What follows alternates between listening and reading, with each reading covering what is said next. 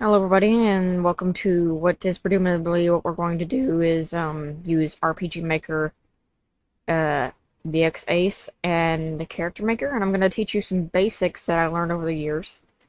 And one thing that I want everyone to realize is do not worry if you mess up or don't do right or you feel like you won't make a good game, because honestly, or if you don't get something on the first try, you just assume automatically that, well, I tried. Oh well. No. Because you need to fumble around with things in order to even get good in the first place. And nobody is good by instantaneous thing. It takes a lot of work and a lot of labor. Um, some people are more gifted than others, but I feel like there would be so many more good games out there if people would just make them. There's a lot of good ideas out there, but unfortunately, you know, they're not too prevalent. But anyway, enough being said. So for starters, we're going to get into some basics. You have a lot of things here. You have new project, open project, save project, cut, copy, paste, delete, undo, map, for event, region, which just means you want this to be like, say, grassland. You don't want all that there, though. Get off the blood on the map. But I'm going to teach you some things that, whoops,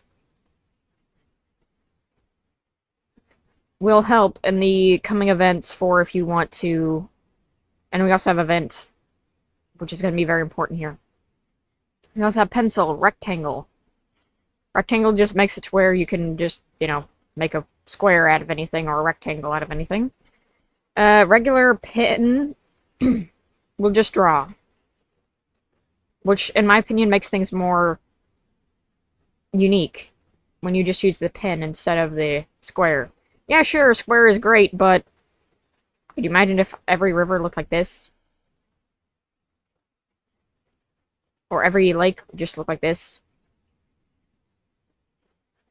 And when you use this, it's more accurate because water recedes or not water recedes, land recedes, or whatever. And, water, it just goes wherever it wants to, really. To me, this would be a little bit more immersive than square. We also have such a thing called tile sets. This is what our character will be interacting with throughout the game. We also have paint bucket, which means if you just flat out one entire friggin' lake, bam. No Zoras over here. You can also just simply do that, and you can have an entire landscape. Paint bucket is flood fill is it's not great. But we have this tool, which isn't better. The shadow tool basically makes it to where you can erase or create shadows. Now, the blockiness of this can either be good or bad. It depends on what you're going for, but personally, I don't like it that much. We'll get more into that later. You also can view it from a 1.5 scale, 1/4 scale, 1/8 scale, and 1:1, which is what we're going to be doing because it's a smaller map.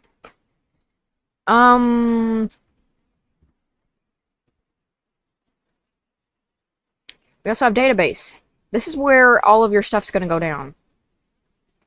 Essentially, this is where you change your characters and all that. They're all going to be default randoms. You start off with these kinds of graphics in RPG Maker VX Ace, which if we're admitting it all here, the defaults are kind of... they have a lot to be desired for some of them.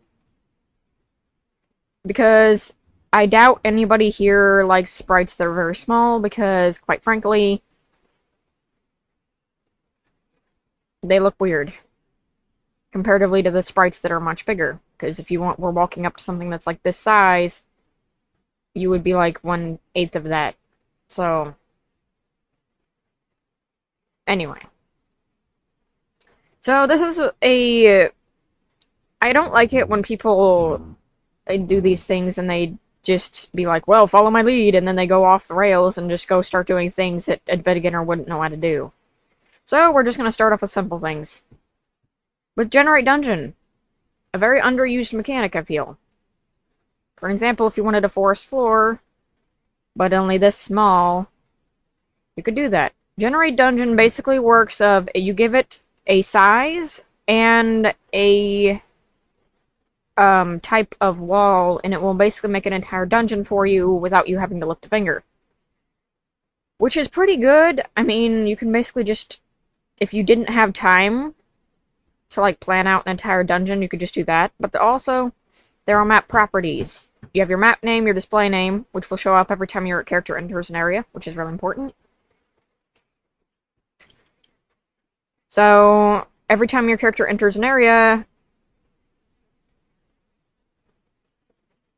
let's just say here, I guess. Like, actually, make it more seeable. You just make here. Oh, we'll do that in a minute. Also, shift is just the direction, which is not that great. But anyway, what I want to show off here is the defaults. Oops. This is what I wanted. Bap. This is the default maps. And these are already made maps that you can use for your game. You can edit them a little bit if you want, but these are meant to help you along if you don't know how to make maps correctly, or if you're having a lot of problems making maps, or you don't know how to make a good map. This can really help you.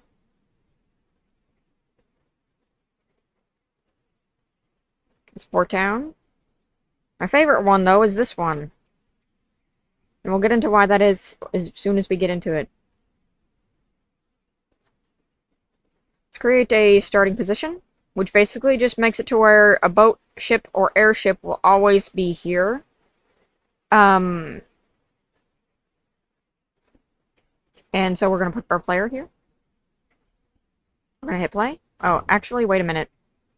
We're going to want to go back into our database here because we're going to want to change some system things. System is basically your window color, your currency unit, which is basically just, however many you have of that is how much, stuff you have. You can also change the window color, so if you wanted, like, white, you could, or yellow, or orange, or that.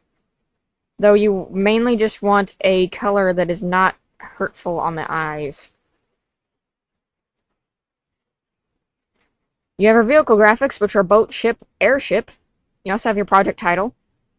You have your initial party, which means that if you want your party to remain as one, and you don't have to worry about, like, characters being introduced way too early, and then people realize, wait a minute, they're supposed to come in later.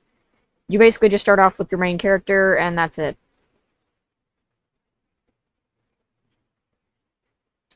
Show player followers enables the display of party members walking behind the player. This can be changed. This is basically Caterpillar mode.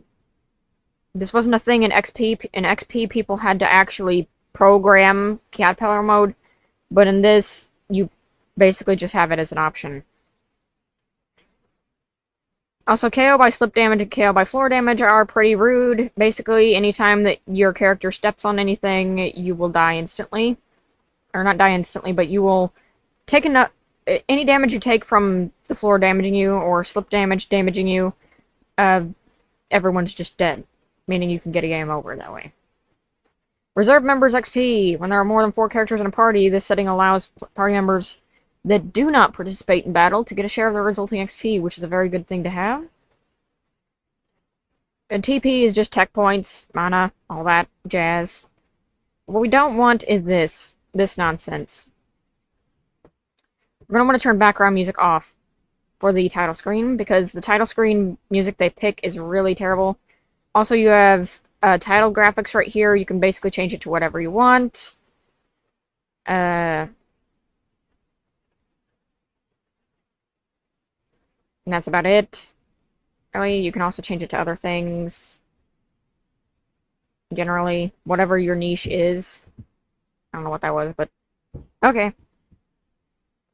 So, we're going to check this out, and this is something that I think more people need to see.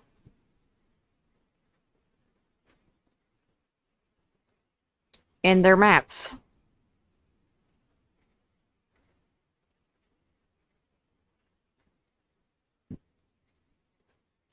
As you can see, it already edited everything for us. And we're currently damaged, so that's... It just filtering through all the sprites, which is really hilarious to me. But as you can see, look at the intricateness of this. This is what maps, in my opinion, should try to focus on. I don't mean, like, borderline copy, because there's some faults with this as well. But I think dimension is a very important thing when making a game and making it look good, whether it's default assets or not. Nobody wants to go to Flatland City or anything like that. They want dimension. They want things to be elevated. Some things lower than. So you can look over and see all the people down there. Or little hidden things behind certain mountainous regions and stuff like that. Like, I think dimension is an incredibly important thing, and it adds a lot of life to a map. Because otherwise, nobody wants to know that they're playing a game that's entirely square. Because technically, all the maps are square.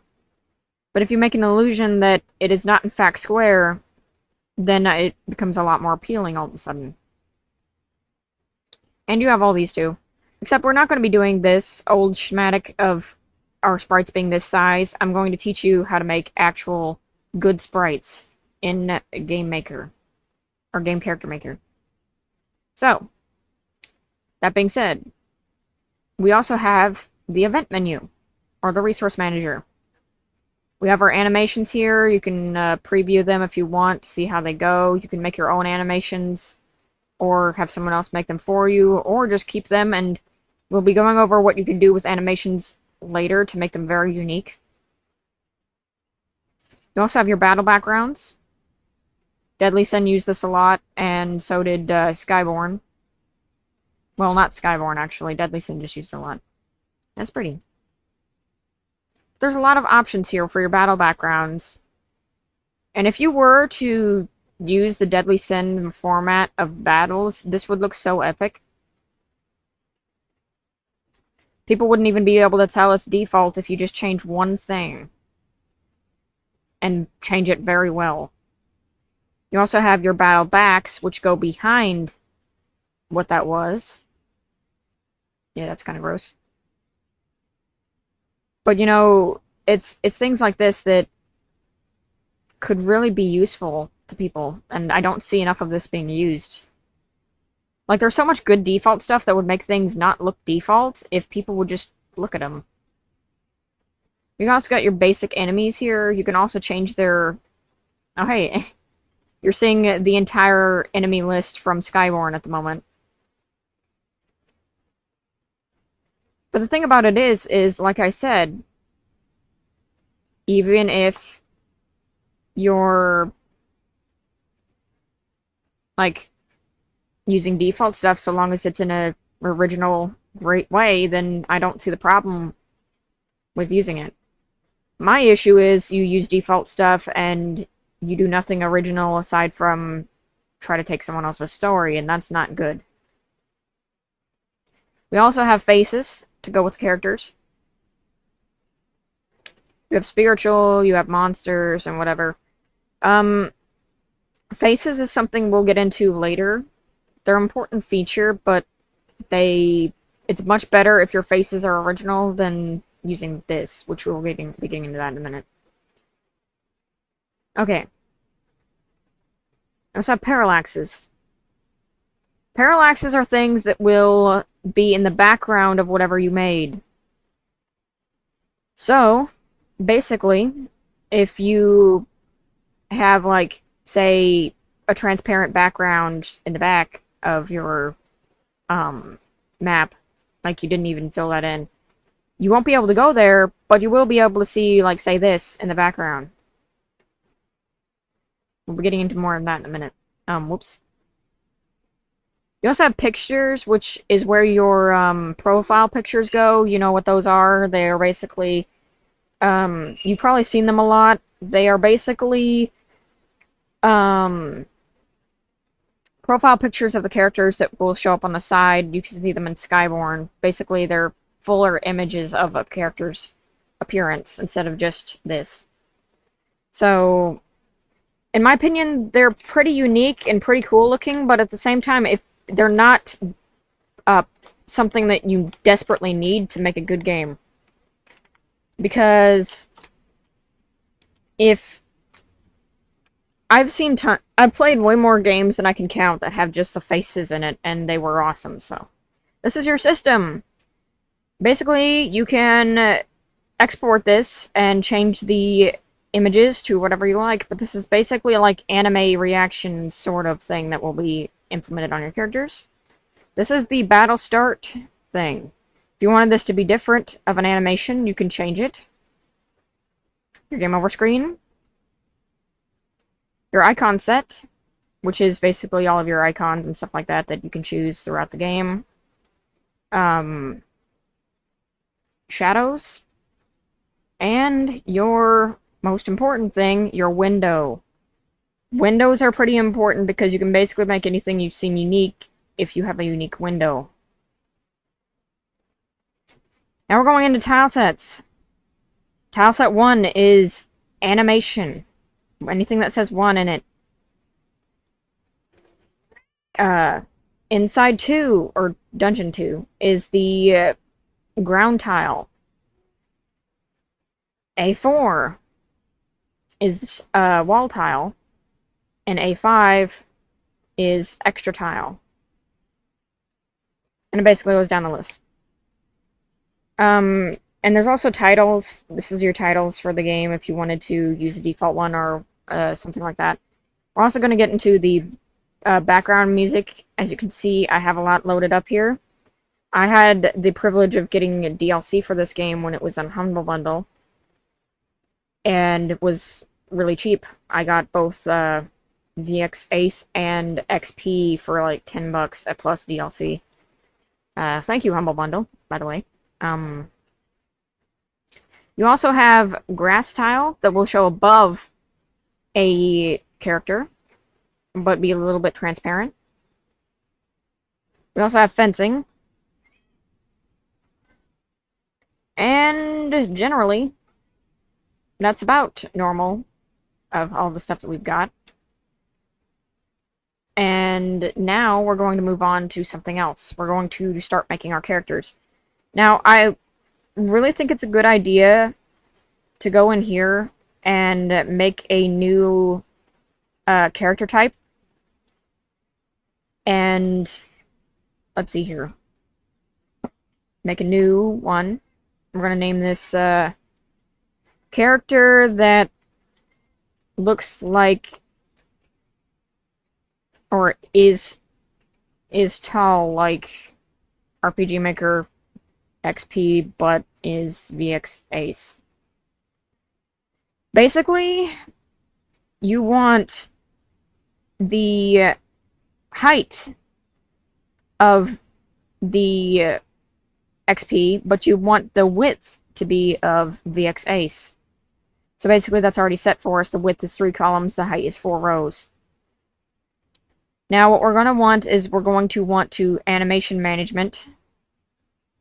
And we're going to want to use RPG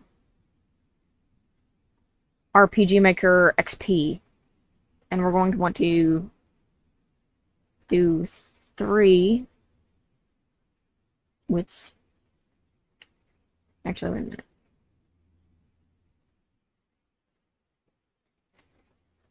Wait a minute. Okay. Never mind. Animation can probably stay that way. Okay. And that is saved. Now you go into new. Oops. It didn't save after all. New. RPG XP looks like it works in VX case.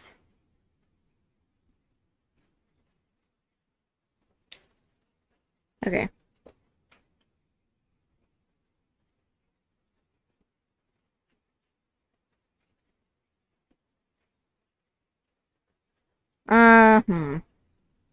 That should have worked now. Well, anyway, I have this one already made, so we'll just do that. Okay. So what you want to do is you want to go into Loose Leaf, because Loose Leaf was added on to, Loose Leaf was added on to, game character hub here. Loose Leaf was added on. So what you're going to want to do is you're going to want to take whatever character's body you would like to have. You can also edit it to whatever skin you want, be it a water imp or a witch, I guess. 0 is a quick way of saying you don't want,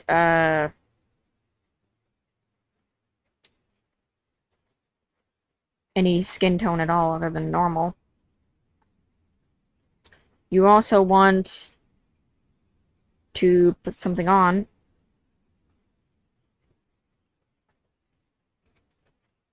And if you want to check the animation to make sure everything is fine, you check this. As you can see, there's a little bit of a problem here, a discrepancy. To fix that, usually, you can go into RPG Maker XP, if you edited something and something went wrong. And then you can just start from here, and then save it as a RPG Maker VX Ace file, which can be a little bit easier, generally speaking. And now we're going to get into something that I feel like nobody really thinks about, but Deadly Sin and Skyborn do. And that is layering. Layering is a very important thing of adding detail, but unfortunately, not too many people use it. So basically, we're going to put on Fast Preview here, and we're going to go through the list to see what we want. Generally, I like going for something that looks like it could be easily edited the most. You also want to pick a general hair color that everything has that you're going to be layering it with. We're going to use extra hair here. And also make sure that you go above the hair you just made.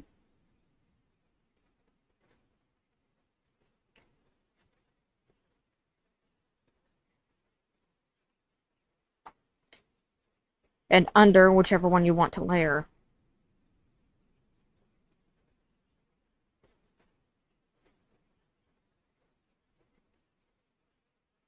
Make sure everything fits.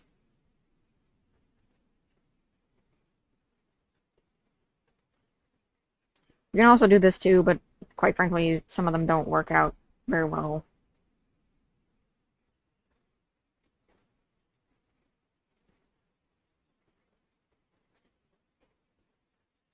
Okay.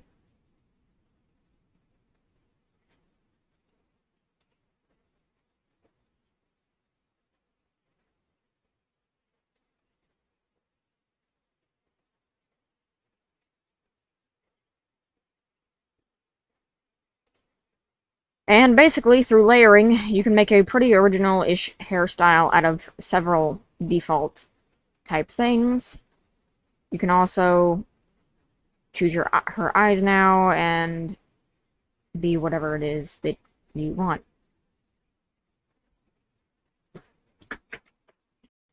Hello everybody, and welcome to what is presumably what we're going to do is use RPG Maker VX Ace and Character Maker, and I'm going to teach you some basics that I learned over the years. And sorry for the cut there. So we're going to finish up here with the design. And you can make it either modern or fantasy or anything like that, but personally, I prefer more of the fantasy element. You can also layer clothing a little bit to make a cooler look. You just have to make sure that everything meshes properly.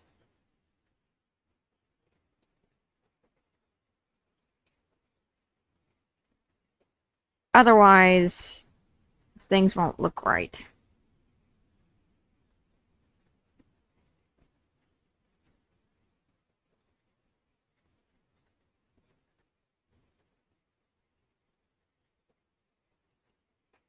It's also important to try to think of what goes well together in designing.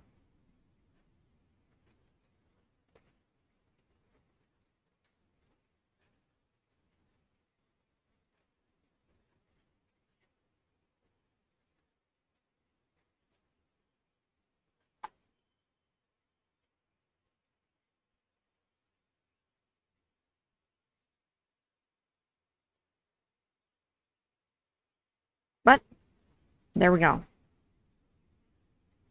And then you want to save as.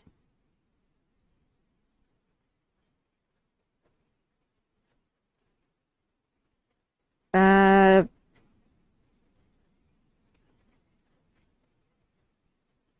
and export as XP character to VX Ace. You don't have to really do much else than that, so we're just going to save it like that. Okay. So that's how you basically make a character in that. We'll be going more over that later instead of just skimming over it, but for right now, we're going to give ourselves a starting position. We're going to go into map properties, and we're going to make this a 45 by 35. I'm going to zoom out. You see, that's pretty huge. There's a reason for that. We're going to go into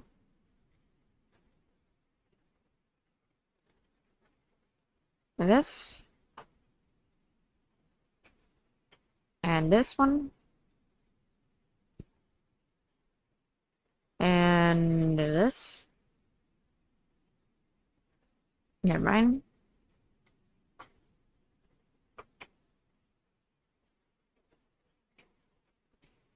And sometimes it's good to zoom in and just scroll. Sometimes I seem to be missing a little bit of my... There we go.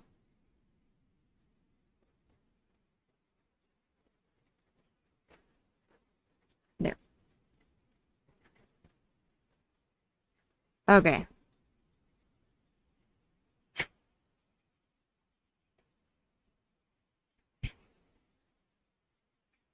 Let's try to make these... Oops. Try to make these, two apart.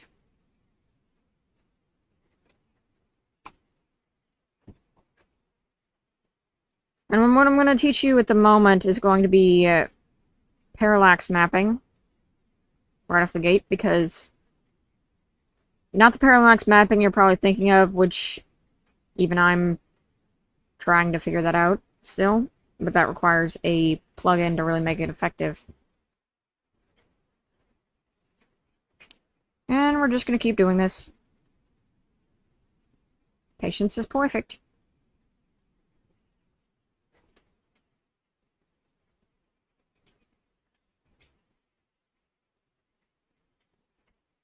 And every 2 part or so, we'll make another one.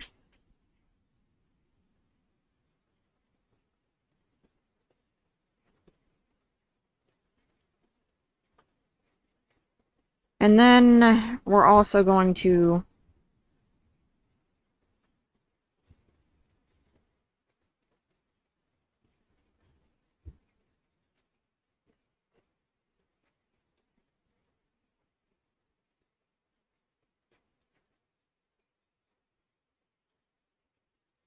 do this.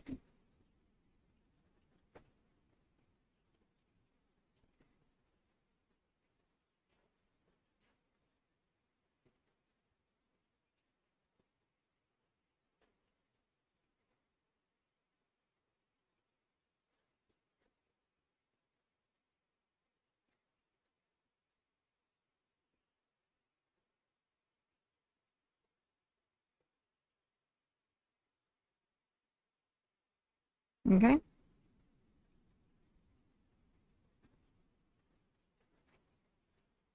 I could have stood to make that a little bit wider, which I think I might do.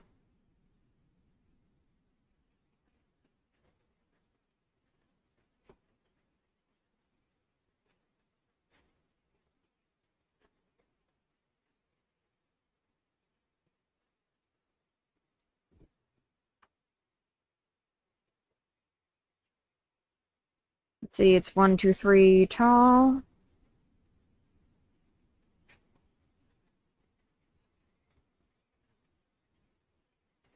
This would generally be easier if you had a, can pass through, can't pass through. Huh.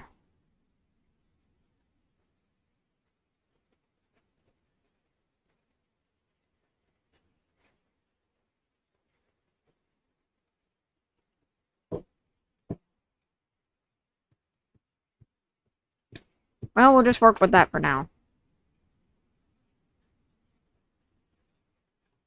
Just going into basics of how to make a good map, really. We don't have to get into all the fancy schmuck. This is, oops. It's basically an easy way to just clear out everything that you need to get out. And so, what you can do here is map properties, show an editor, parallax background,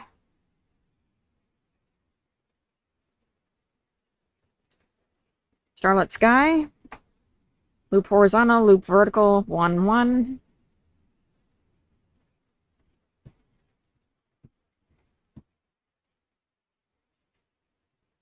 And this.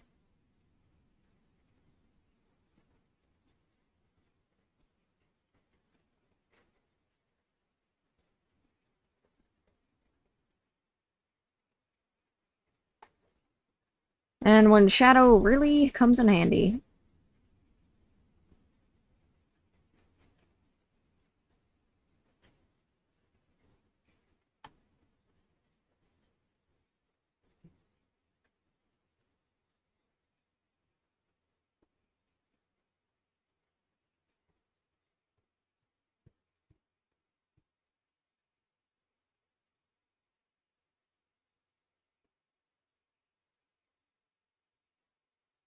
Try and get the same.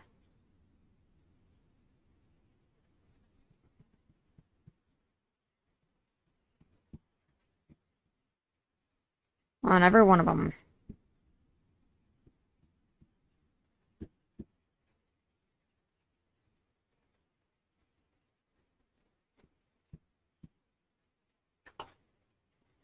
Which admittedly can take a little while. But it's the journey, after all.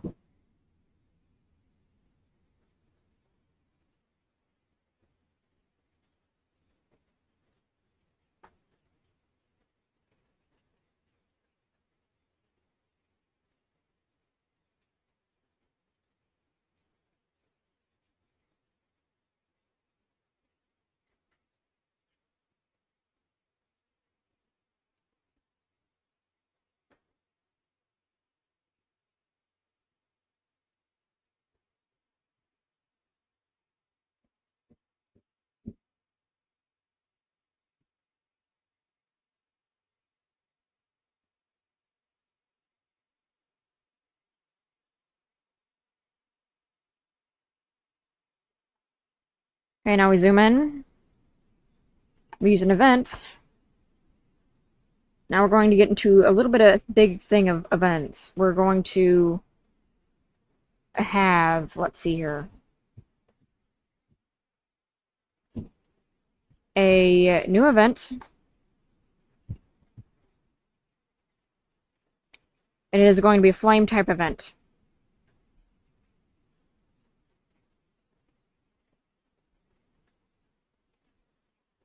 We're going to pick this one. We're going to click stepping animation, autonomous movement. We're going to change the speed up to 2 times faster. Priority is same as characters, trigger action button.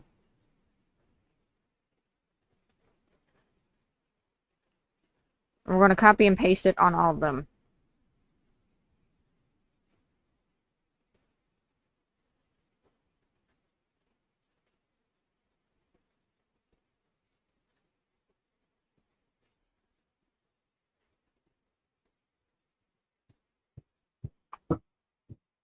Now we go into category B, and we see we have a lot of other stuff we can pick from the selection. And we're going to pick...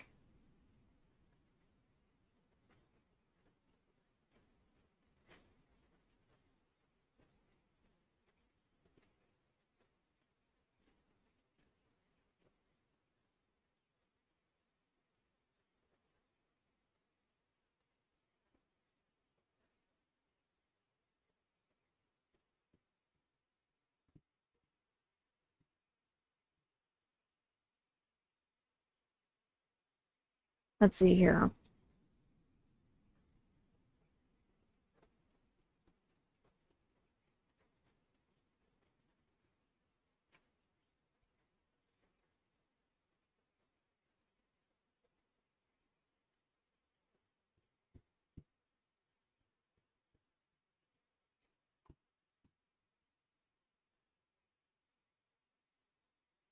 And then we're going to do another event, which goes on top of those. We're going to use another other.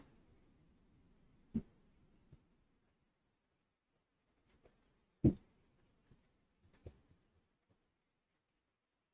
this time it's going to be the red. Same thing, stepping animation. This time, make it 4 times faster. Same deal.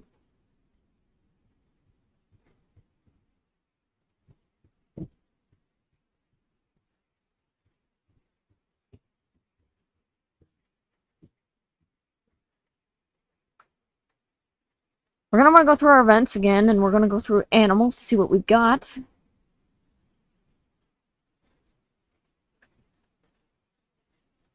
It's not what I was expecting, but...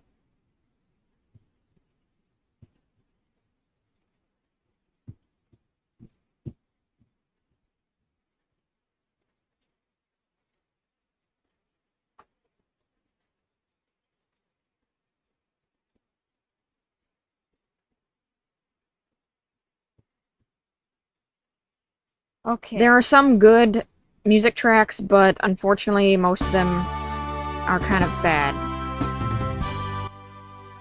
They remind me of just straight up corn. A cornfield.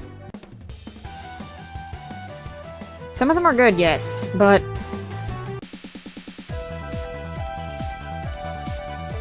if some just remind you of, like...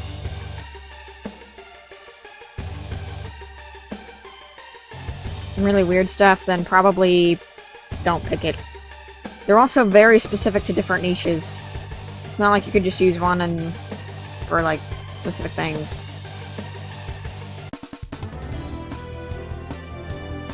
So there's a surprising amount of battle music in here.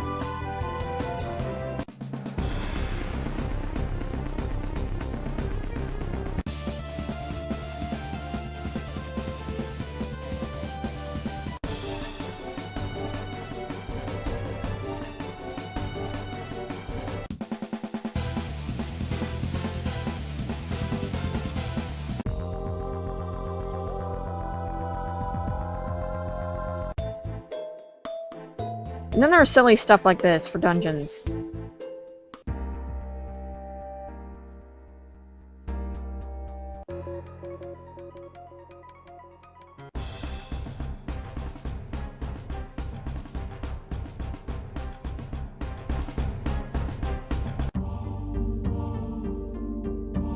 You can also change the pitch.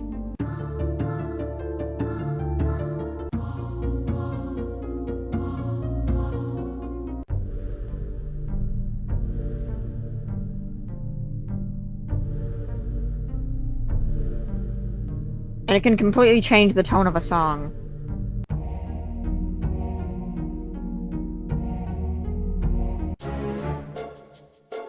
And it can also make some ridiculous.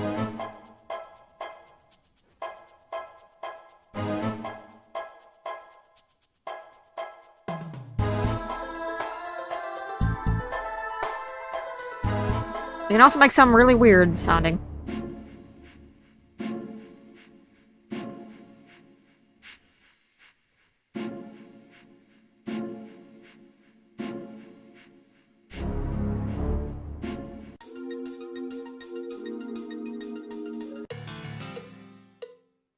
But so long as you remember that basically about any song that you get, like these are our dungeons, like our fields, like when you're going out adventuring. Reminds me of Star Tropics, that one. Cornfield. Kind of nice sounding. Corn.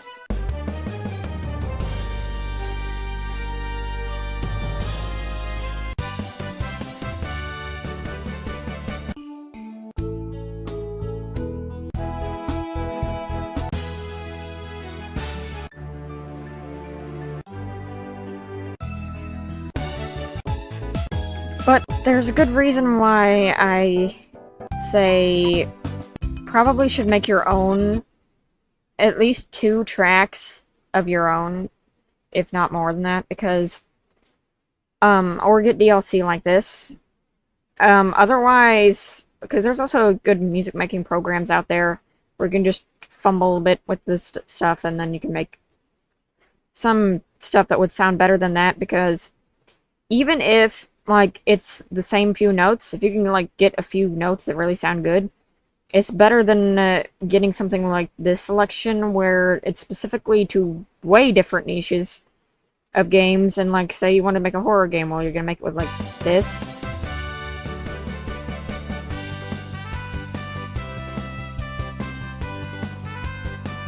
or a puzzle game with this. Like it's not too terribly good there, but we're gonna do map properties, and we're going to put in auto change background music to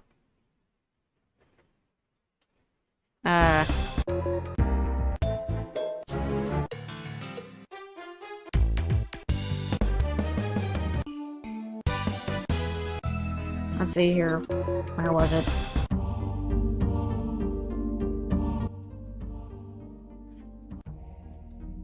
We're gonna change the volume to that. Auto change background sound. You got clock, darkness,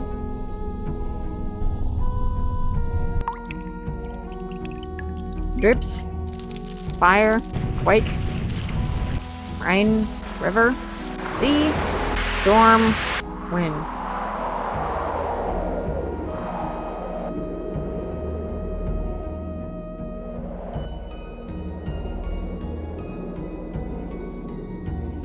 Alright.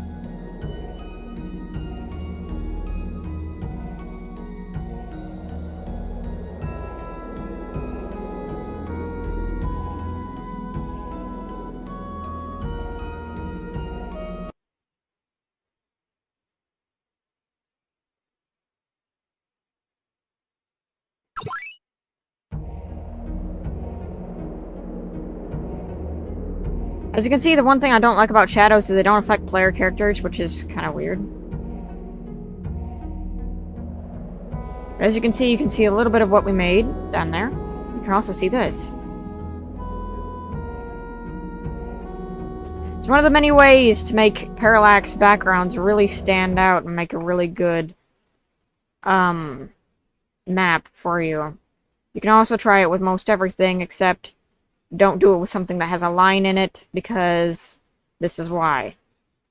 Depending on how big your map is, or big at all... Oop, okay, I had some shadows there I need to get rid of. Nothing to see here.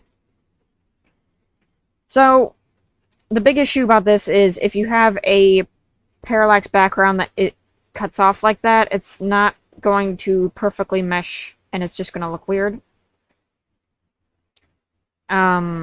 The same goes for something like this. It'll break it up into force, or in this case, quadrants, and it will not look great. It'll look great for like this part, but then it will look awful for this. If anyone saw this, they would probably be... Now, if it was a stationary background for parallax, this would be great. Like if I just made it to where this was not seen, then that would be great. But unfortunately, it doesn't quite work. But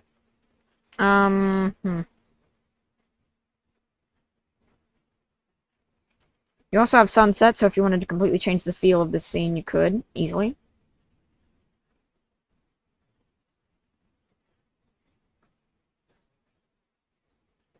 You also have mountains, of course, which mountains would also look weird because they would also cut off. So, even though that looks really good right there, if someone was to look down there and see, what the crap is that? Yeah, that would be a little bit confused. Unfortunately, all the mountains are like that, and the ocean ones too. You also have dark space, which is a parallax background that would actually work with this. Which kind of makes everything look really weird and distorted. And dark space 2, which I think also works, yep.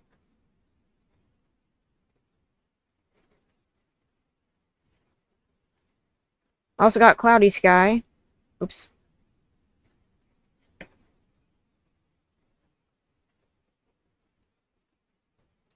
Cloudy sky 1 cannot be parallax, but cloudy sky 2 apparently cannot either. More you know. Generally speaking, if something is like meant for a stationary picture, it's not gonna move too well. Like as an example, just parallax background being changed can change an entire feel of a scene.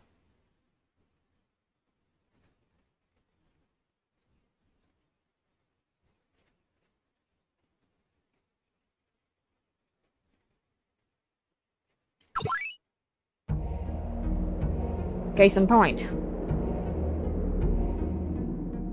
I need to remove those shadows. But anyway.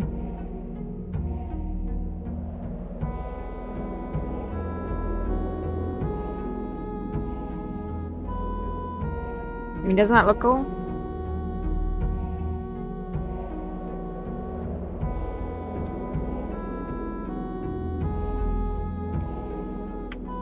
You can also go a bit further and make a cutscene here where someone falls off or whatever for dramatic blare. But that is a basic map for like parallaxing and making it look really cool and intriguing. Generally as well, which we're also going to do another map type. We're going to do interior this time. We're going to make it 20 by 20 because these maps for interior should not be that big because nobody likes walking around a house for too long.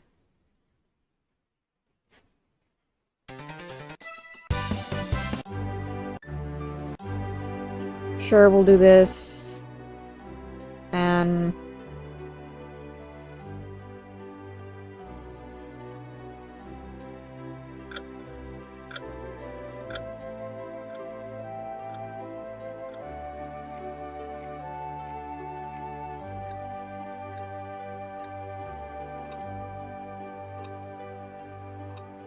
okay.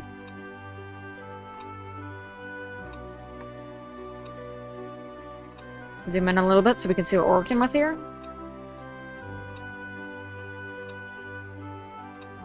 Okie dokie. There's a lot of options you can have here. Let's say this.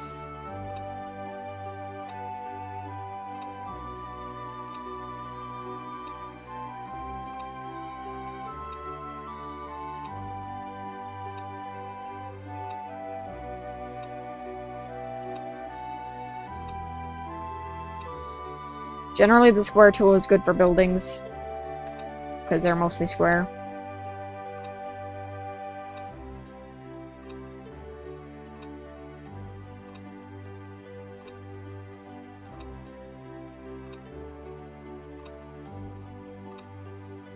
Okay.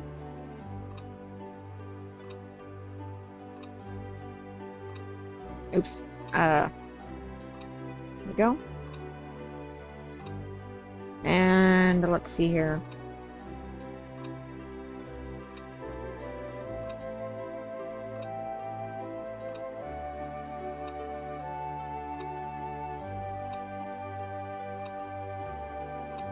Okay.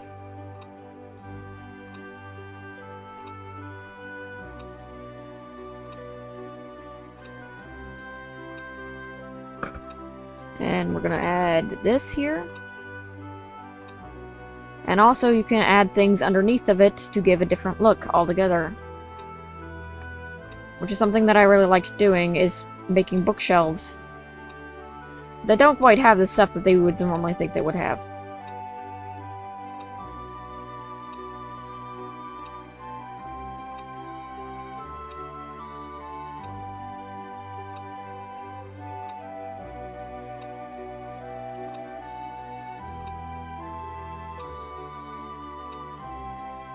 And we're gonna do one more.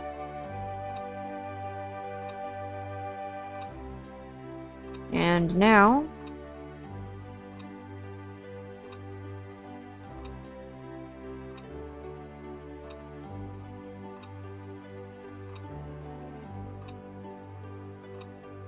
add some other stuff. Generally, you want to make the world look full.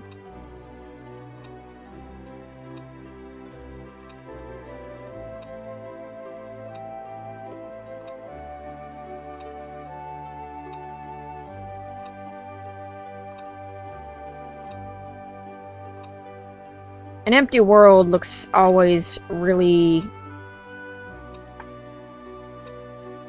upsetting. Oops.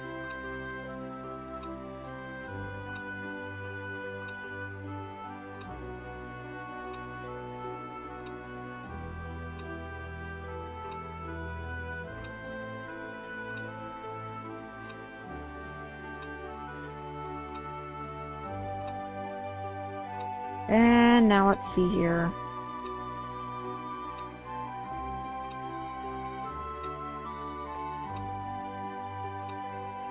Actually, I think I'm gonna have this instead of that. And we're going to put a book here. A couple vials over here.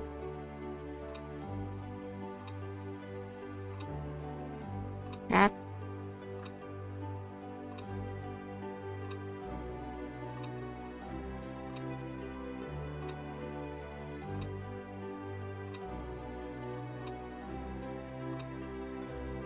And we're gonna do this number. Because it's always nice to have a little bit of foliage.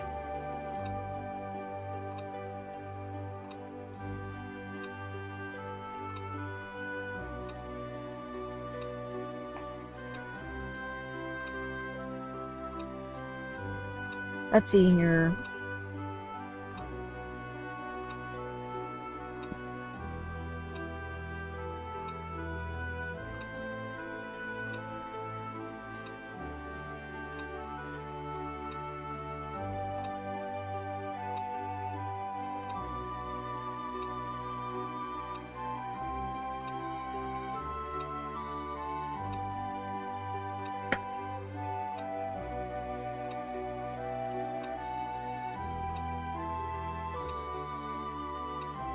There's also undo in case you got anything messed up.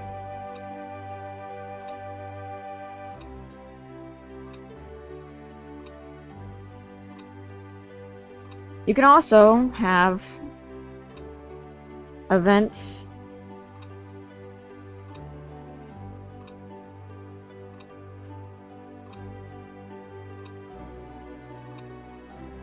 that can work the same way as what we already just discussed.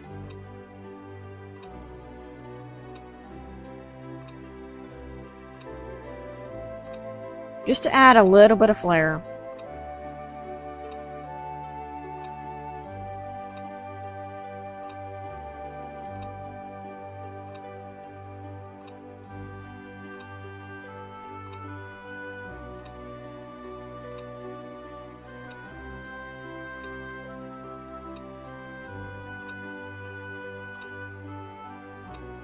Okay.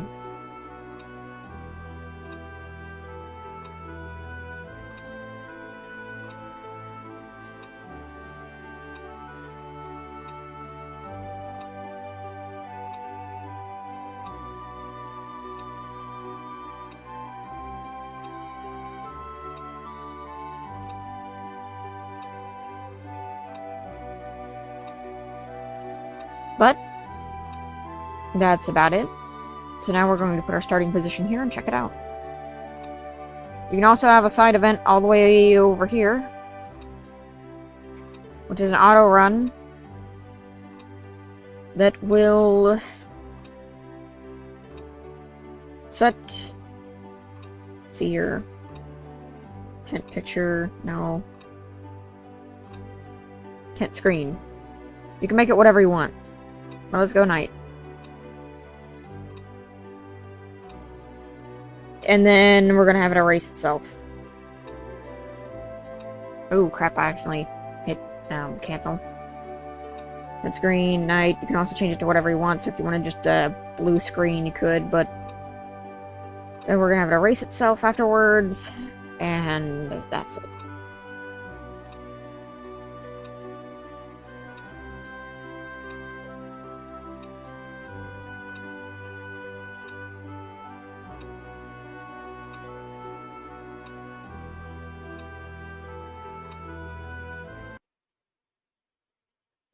Let's give it a test.